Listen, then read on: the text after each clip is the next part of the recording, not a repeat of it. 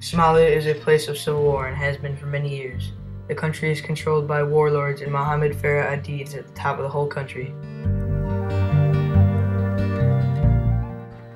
Aidid lets all of the civil wars happen. The way they live in Somalia would be considered absurd among American viewers. Somalian citizens carry around AK-47 machine guns on their backs at all times. Even children participate in the civil wars. It is out of control in Somalia. People are killing one another left and right. America decided they were going in to restore order in Somalia.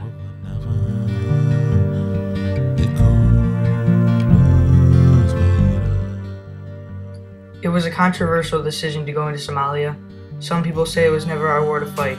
Others believe it was our attempt to stop genocide in a less developed country.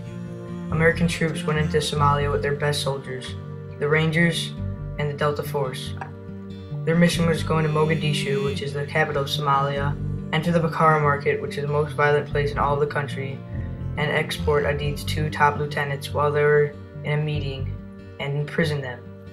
The mission was to take 30 to 45 minutes. The Rangers, led by Sergeant Eversman, went into the Bakara market to execute their plan on October 3, 1993. As they entered, they took heavy fire from Somalians. While the soldiers were on foot taking shots, so were the helicopters that were dropping off troops. The Somalians were shooting RPGs at the Blackhawks, and finally they hit one.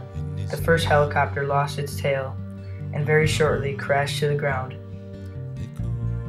The Black Hawk crashed in the Bakara market, instantly killing two of the soldiers on board.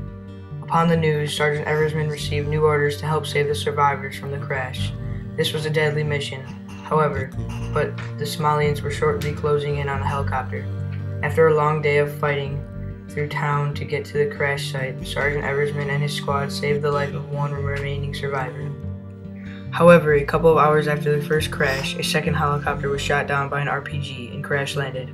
Only one soldier survived the crash, but only to find himself stuck in the cockpit with two broken legs. Immediately, the generals sent out a new mission: save the newly fallen pilot. This, however, was the most dangerous plan yet.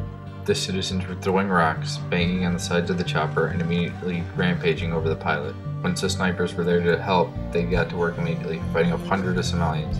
The soldiers were greatly outnumbered and didn't stand a chance. They killed both pilots, and Mohammed Farah Aidid kept the remaining alive pilot. Meanwhile, Sergeant Eversman and his men were still trying to rescue the men from the first helicopter crash. They had already taken the survivors with them, but the issue was trying to get them out. The Americans were not expecting a full-out war and were without a doubt unprepared. Thus, they were forced to call on neighboring countries for tanks and more men. After a long wait, the tanks finally arrived and picked up the injured soldiers first, followed by the healthy ones. There was one final problem, however. There was not enough room for Sergeant Eversman and a few remaining of his men. So, these remaining soldiers were forced to run the distance to the safe zone, which was through the groups of angry Somalians. With a little bit of luck, though, they survived and made it to the safe zone. We had hope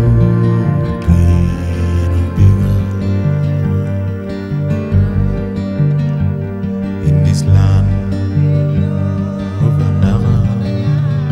We had hope in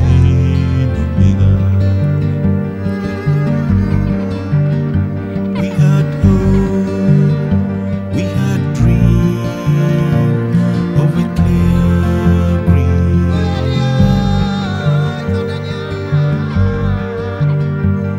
In place of the family house, that song, that sound.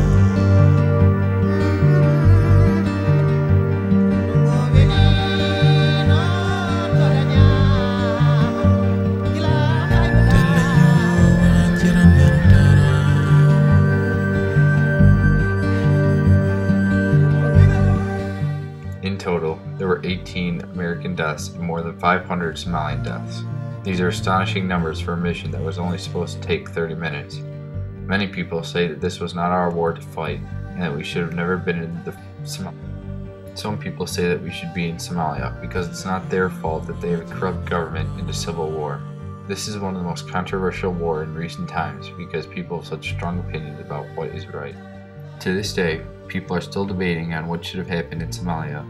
These people still have strong opinions on attack after about 18 years ago. For example, Sergeant Eversman was always a firm believer in the war and why we were there. The film did a very good job of portraying that in the movie. He believed that these people deserved a better life because they were born into poverty and had no way out of it.